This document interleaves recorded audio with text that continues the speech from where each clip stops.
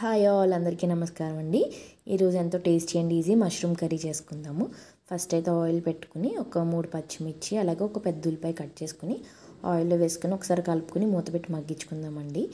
మష్రూమ్స్ని మనం ఎప్పుడైనా ఎండలో పెట్టుకుంటే దాంట్లో అనేది డి విటమిన్ ఇంక్రీజ్ అవుతుందండి. సో నేను ఒక 1 అవర్ పెట్టాను. అలా పెట్టుకున్న తర్వాత నీట్గా వాష్ చేసేసుకుని ముక్కలు కట్ చేసేసుకుంటామేనండి. మష్రూమ్స్లో ప్రోటీన్ కూడా ఎక్కువే ఉంటుందండి. 100 గ్రామ్స్లో వచ్చేసి 3 to 4 గ్రామ్స్ ఉంటుంది.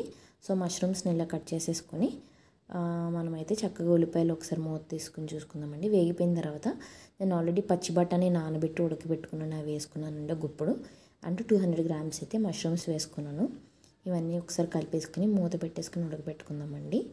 ఇలా ఉడికిపోయిన తర్వాత మనం అయితే ఇప్పుడు కొంచెం అల్లం వెల్లుల్లిపాయ పేస్ట్, దీని అయితే కంపల్సరీ వేసుకోవాలండి మష్రూమ్ కర్రీలో. తర్వాత ఉప్పు, కారము అండ్ కొంచెం పసుపు వేసుకుని కలిపేసుకుని మూత పెట్టి మగ్గించుకుందామండి.